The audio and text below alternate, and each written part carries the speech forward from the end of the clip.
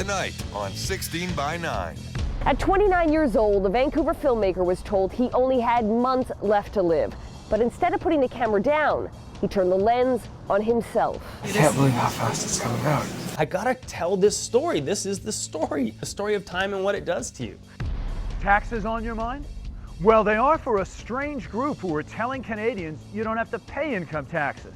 The government says they're dead wrong, though, and people are going to prison because of it. I read the law, I understand it for what it says, and if I have to make a statement by going to jail, so be it.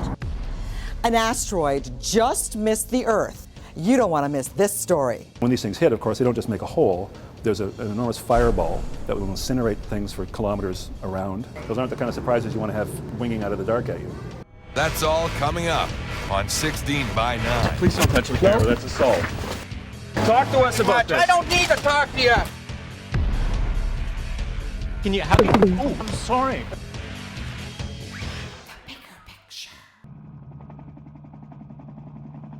Staying alive in 3, 2. Good evening and welcome to 16 by 9, The Bigger Picture. I'm Mary Garofalo. Dan Northcott was living his dream, traveling the world, videotaping his exciting life. And life couldn't have been any better. But then something horrible happened. Our Carolyn Jarvis has his courageous and heart-wrenching story.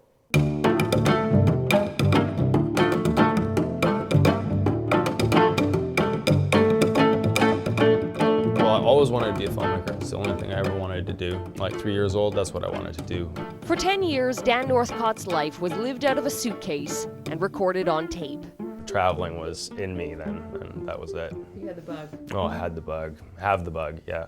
By 29, he had seen the Mayan ruins, lived among millions in Taiwan, and studied the history of the Middle East. It was all part of a documentary Dan was creating about the roots of our ancestry. Where's your boy? Syria. Syria. Very good. Syria. Nice gun. But it was the scene Dan started taping in early July. No one could have seen coming, least of all him.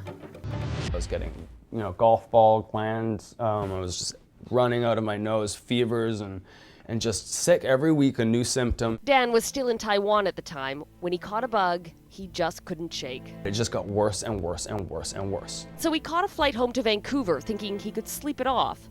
But by the time he landed, Dan could barely walk. And when I got off that plane, I was green. I stepped off the plane, my mother did not recognize me. My sister said, "I think that's him." My mom said, "No, that's not him." And I got up to them and my mom almost burst into tears and they said, "What's wrong with you?" He was rushed to the hospital and within 24 hours was diagnosed with leukemia. That was really gutting. That was gutting.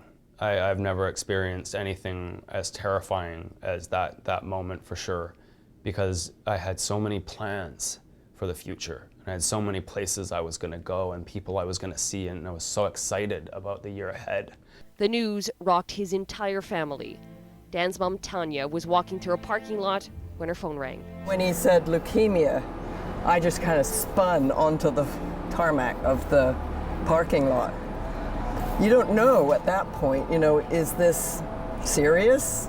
Is it, maybe there's all different kinds of leukemia. Maybe this is going to be okay. But the prognosis wasn't good. A 35% chance of survival with one heck of a fight ahead. But instead of putting down the camera, Dan started rolling on an entirely different film. That was the first thing that I felt was like, no, I gotta tell this story. This is the story. And so the camera was there when Dan was admitted to hospital only days later. And it was there as his energy was stripped away through 3 grueling rounds of chemo. It's really coming out. It is? Yeah.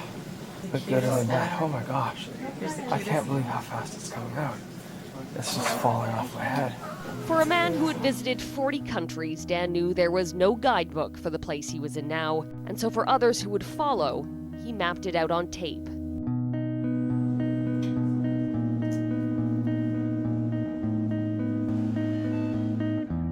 Life became a series of daily examinations, constant prodding, and invasive procedures, anything to ward off the cancer. So here's the thing, okay?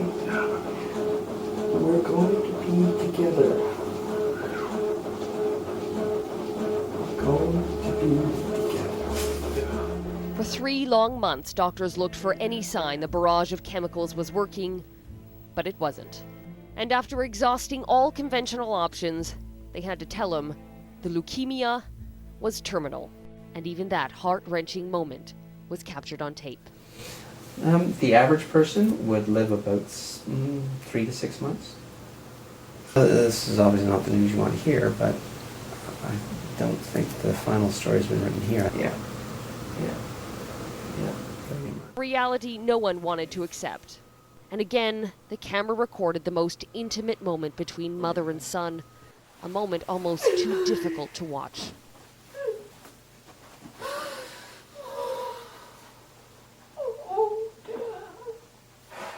I'll be okay. I don't know if I could stand being away from you, Dan. Oh, it's so fast. Well, we've got this. It's so fast. 29 years old, with only months left to live, and yet Dan kept rolling. What's been the hardest part for you? Not seeing Dan enough, not getting to touch him. Every time he takes off and he's doing his filming, I want to run down the road after him and get in the car. I don't want to be away from him. I love him very much, but yeah. But Dan doesn't think he's dying. He's convinced he's going to bring about a very rare phenomenon called spontaneous remission. Well, you have to understand, from my perspective, I don't have leukemia or terminal leukemia. But you do. That's what the doctors would call the state that my body's in, but that's not my belief. But so you don't think you have leukemia? Full stop? Full stop. I will not believe that I have a terminal illness. The concept is that Dan can take control of his own healing using the power of the mind, proper diet, and exercise. Spontaneous remissions have been documented, but they are truly the exception to the rule. Dr. Janice Wright from the Inspire Health Cancer Clinic.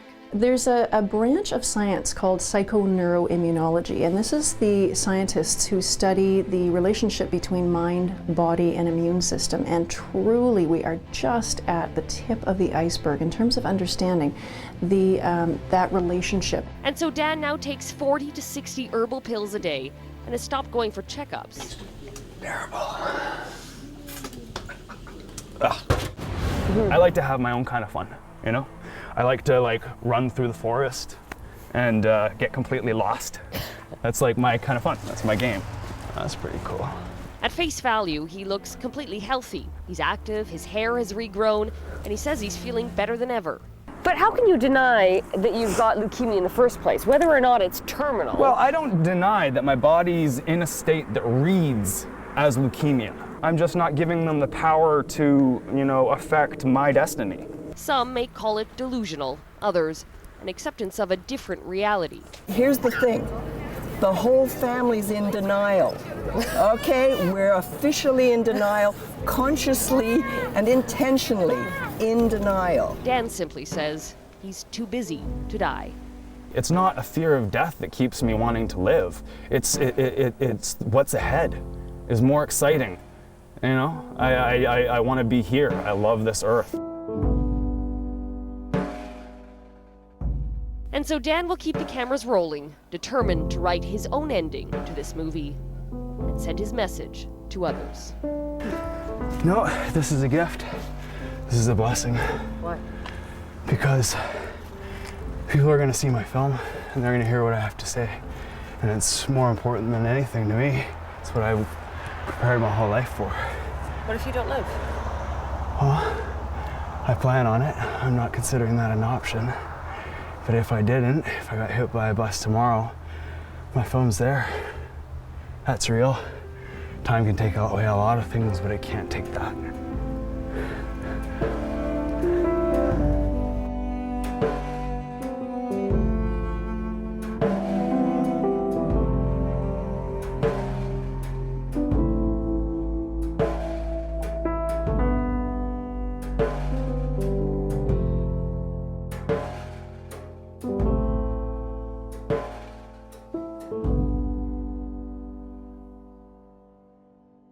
Next on 16 by 9. A lot of you guys are here because you're interested in not having to pay an income tax anymore. Is that true? What you've been teaching people could actually be illegal. That could very well be, but I believe in civil disobedience.